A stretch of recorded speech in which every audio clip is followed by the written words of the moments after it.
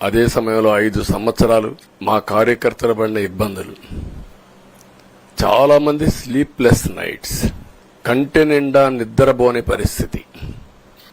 అక్కడి నుంచి నేను చూస్తే చాలా కడాన మనిషిని హింస పెడుతూ, నువ్వు ప్రాణంతో బతకాలంటే జై జగన్ అనమంటే జై తెలుగుదేశం, జై చంద్రబాబుని ప్రాణాలు వదిలిన సందర్భం చంద్రయ్య. ఇది తలుచుకుంటే ఆ కమిట్మెంటే, ఆ త్యాగాల ఫలితమే ఈరోజు ప్రజాస్వామ్యాన్ని కాపాడుకోగలిగాం.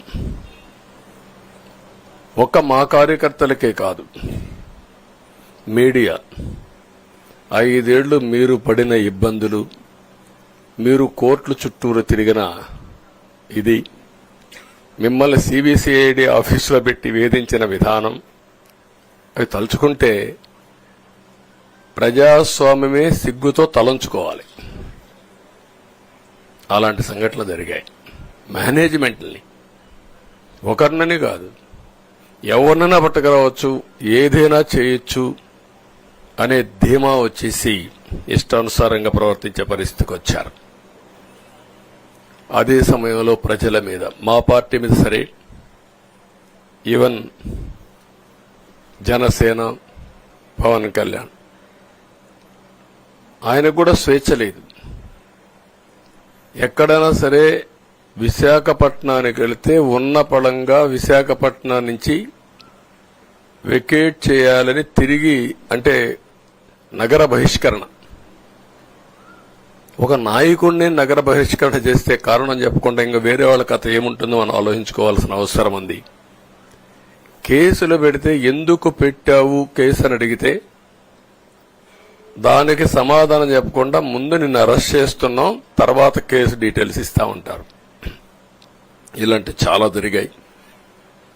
ఇవన్నిటికీ పరిష్కారం కోసం ఈరోజు మనం చూసిన తర్వాత, ఇది మాకేదో అధికారం అని మేము అనుకోవడం లేదు, ఒక బాధ్యత. మేము పాలకులమే కాదు, సేవకులం అని చెప్పే నినాదానికి శ్రీకారం చుట్టారు. ఇవన్నీ గుర్తుపెట్టుకొని పనిచేస్తాం. నేను చాలా స్పష్టంగా సూపర్ 6 ఇచ్చాం. అదే మాదిరిగా ప్రజాగళం ఎన్నికల మేనిఫెస్టో ఇచ్చాం.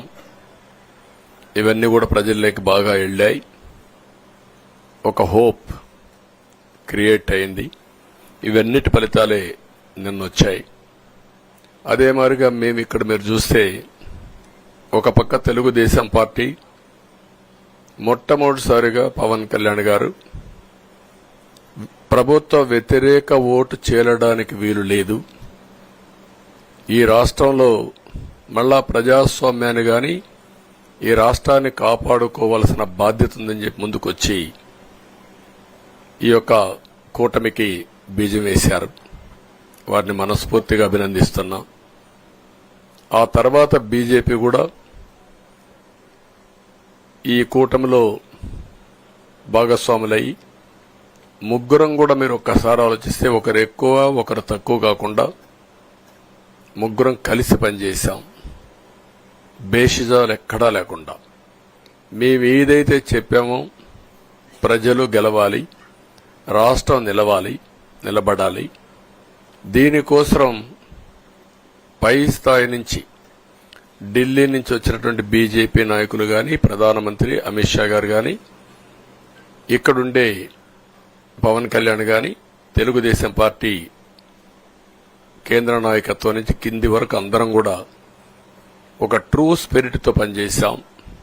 175 అసెంబ్లీలు, 25 అసెంబ్లీలు, అన్ని పార్టీలకు సంబంధించిన సీట్లుగా ఎన్డీఏలో భాగస్వాములుగా ఒక బాధ్యతతో ముందుకు పోయాం. అందుకే ఈ అనూహ్యమైనటువంటి విజయాన్ని సాధించగలిగాం. ఇక్కడి నుంచి బాధ్యత ఉంటుంది. ఆ బాధ్యతని ఏ విధంగా చేయాలనో అవన్నిటి కూడా ప్రణాళికలు తయారు చేసుకుంటాం.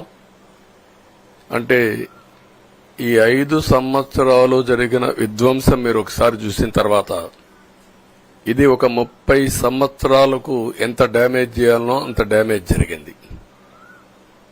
వ్యవస్థలు విధ్వంసమయ్యాయి. మొత్తం ఎకానమీ కుప్పగూలిపోయింది. అప్పులైతే ఎంత చేశారో ఇంకా లోతు పోతే తప్ప మనకు తెలియదు. ఎక్కడెక్కడ చేశారో ఏమేం చేశారో తెలియదు.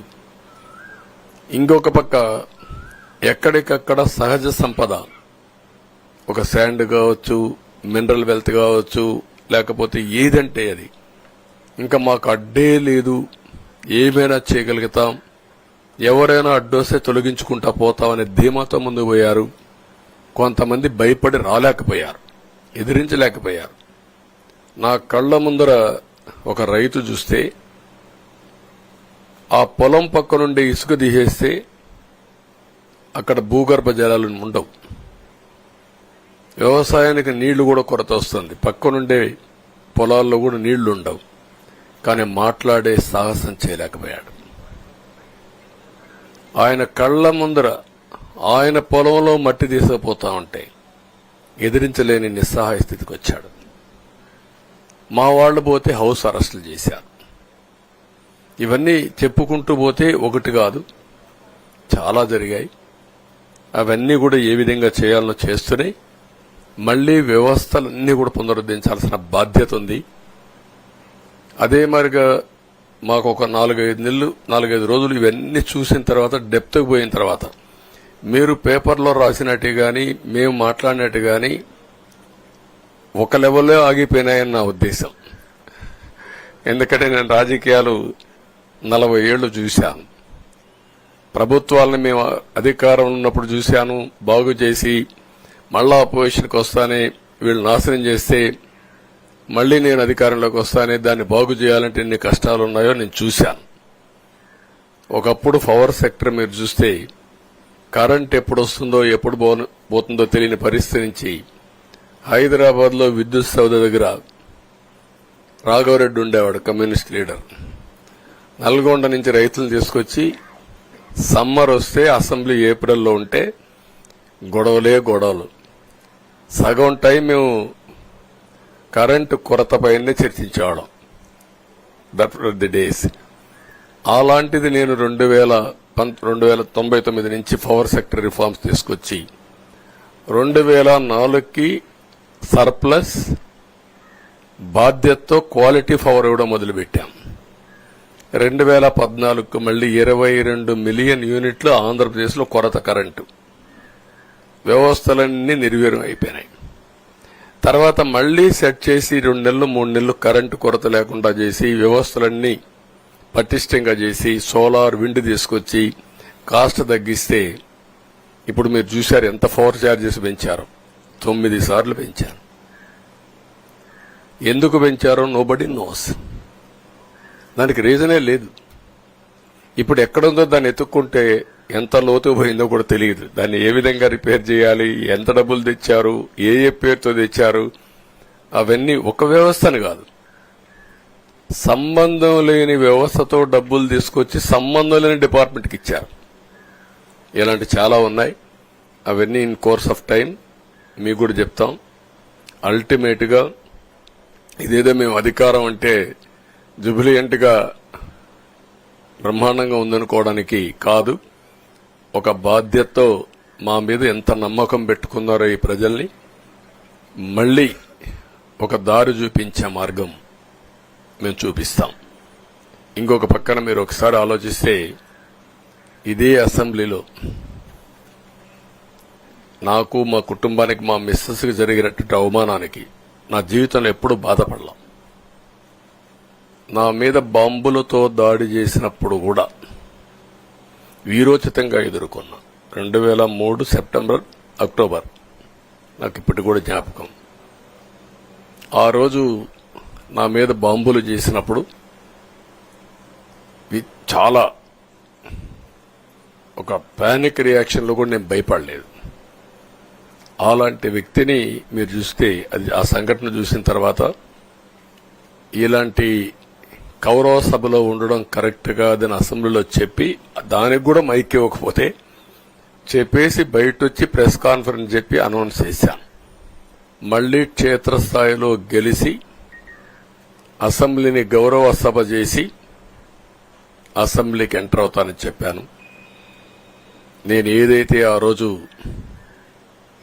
ఒక ప్రతిజ్ఞ చేశానో దాన్ని నిజం చేయడానికి ప్రజలు సహకరించారు.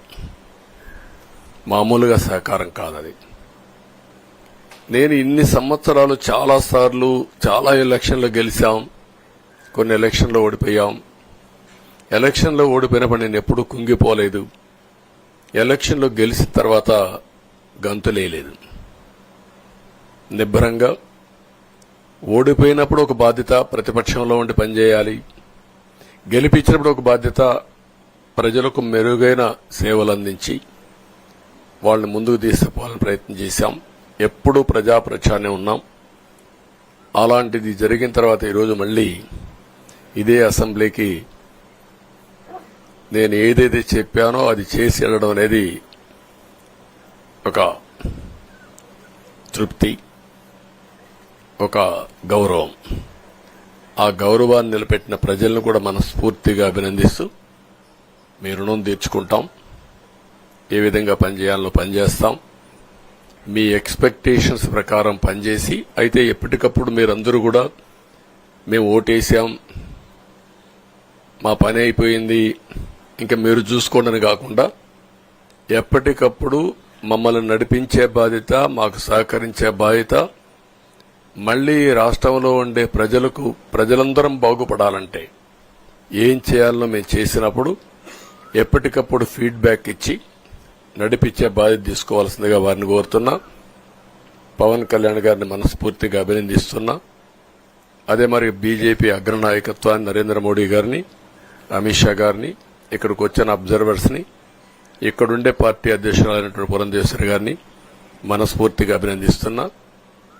వీళ్ళందరూ కూడా ఏదైతే ఒక స్ఫూర్తిని తీసుకున్నామో ఆ స్ఫూర్తితో టోటల్ గా ప్రతి ఒక్క కార్యకర్త సిన్సియర్ గా పనిచేయడానికి, ఏ అభ్యర్థి ఉన్నా తమ అభ్యర్థిగా పాటించి బ్రహ్మాండంగా పనిచేశారు. వాళ్ళందరినీ అభినందిస్తున్నా. ఈరోజు మా విజయం మూడు పార్టీల కార్యకర్తల సమిష్టి కృషి. వారందరినీ అభినందిస్తూ ఈరోజు ఢిల్లీకి పోయి వచ్చిన తర్వాత ఒకసారి మళ్లీ ఇవన్నీ ఎప్పటికప్పుడు సమీక్ష చేసుకుంటూ ముందుకు పోతా అని చెప్పి తెలియజేసుకుంటూ మరొక్కసారి మీ అందరికీ అభినందనలు, ధన్యవాదాలు. Thank you.